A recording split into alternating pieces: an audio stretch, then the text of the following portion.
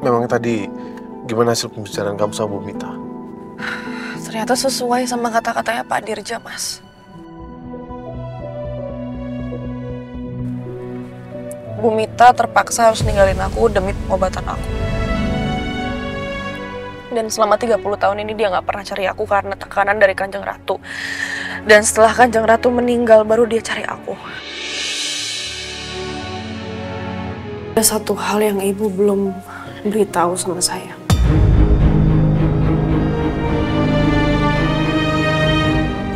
Apa, Nak?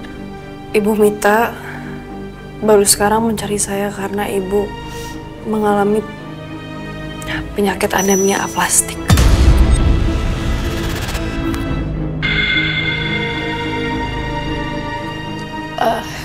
Maaf, maksudnya Rin?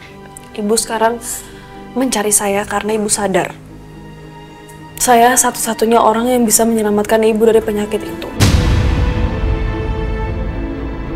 Cuman saya yang bisa mendonorkan sumsum tulang belakang saya untuk ibu.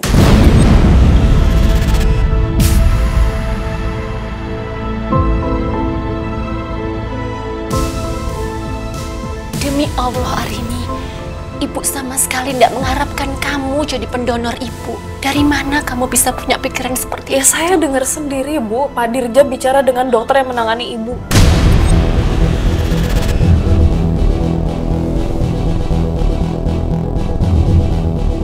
Enggak. Itu enggak seperti itu, Nak. Itu salah. Bu, tapi ibu kan tahu cuman yang bisa mendonorkan sumsum tulang belakang untuk ibu hanya anak kandung ibu.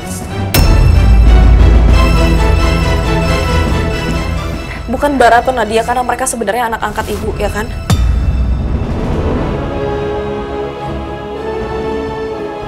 Tapi jujur ya, Bu, saya nggak nyangka loh. Dengan kondisi saya hamil seperti ini ibu masih tega untuk minta saya untuk mendonorkan sumsum tulang belakang saya untuk ibu. Ibu mau memaksa saya untuk melahirkan anak saya dalam kondisi prematur, gitu. Enggak, Nak. Sama sekali enggak. Ibu sama sekali enggak mengharapkan apapun dari kamu, Rin. Udahlah, ibu nggak perlu membantah lagi ya. Maaf, saya juga nggak bisa menjadi pendonor ibu. Jadi saya permisi. Rin. Arini. Rin.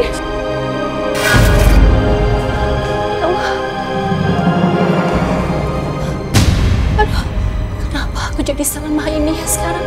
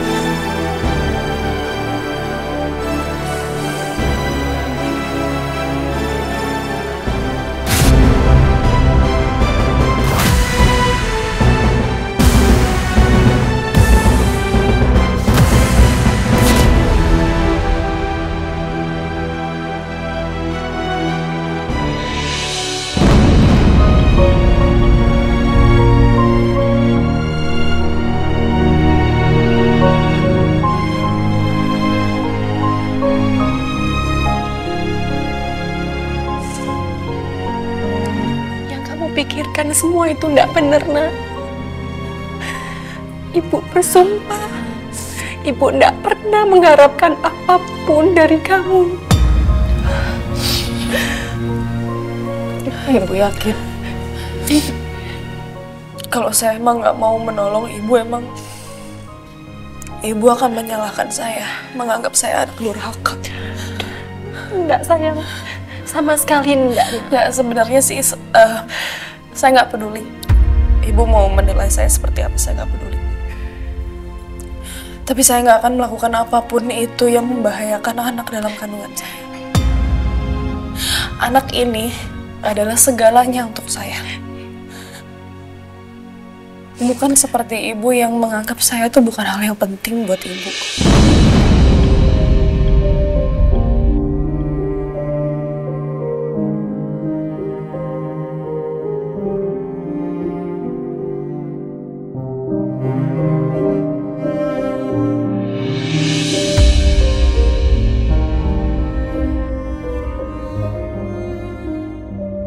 Arini, kenapa kamu berpikir seperti itu, nak? Bunda tidak akan setega itu sama kamu. Bunda tidak akan egois mementingkan diri Bunda sendiri. Bunda lebih baik mati, nak, daripada menerima sumsum tulang belakang dari kamu.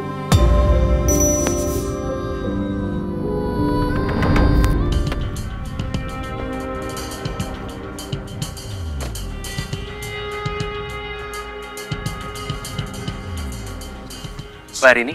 Gimana? Aku udah selesai, Mas. Yuk kita pergi.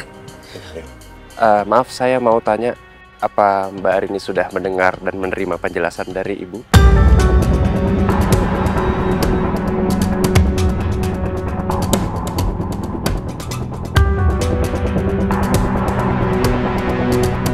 Mbak? Khadijah, tolong jangan memaksa. Mbak Arini?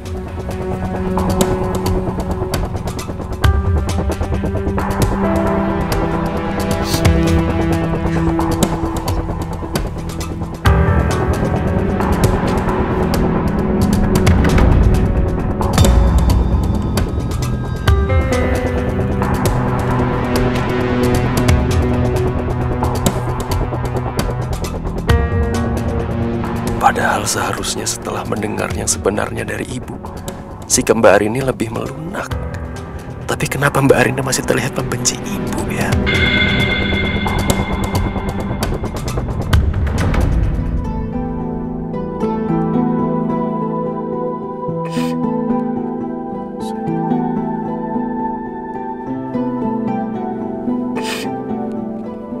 Kok kamu jadi sedih lagi?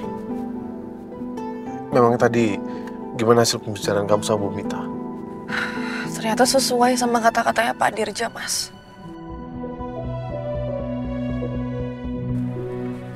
Bu Mita terpaksa harus ninggalin aku demi pengobatan aku. Dan selama 30 tahun ini dia nggak pernah cari aku karena tekanan dari Kanjeng Ratu. Dan setelah Kanjeng Ratu meninggal, baru dia cari aku. Tapi aku nggak percaya, Mas. Aku yakin banget pasti sekarang dia itu datang ke sini setelah 30 tahun karena dia pengen aku jadi pendonor.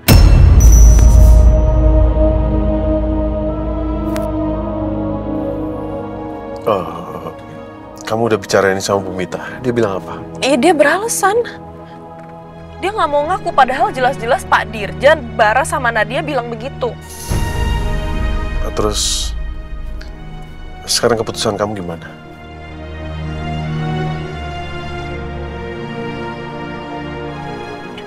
Aku nggak mau ngelakuin itu, Mas.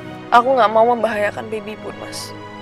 Buat apa coba aku peduli sama orang yang selama 30 tahun tuh nggak pernah peduli sama aku? Buat apa coba?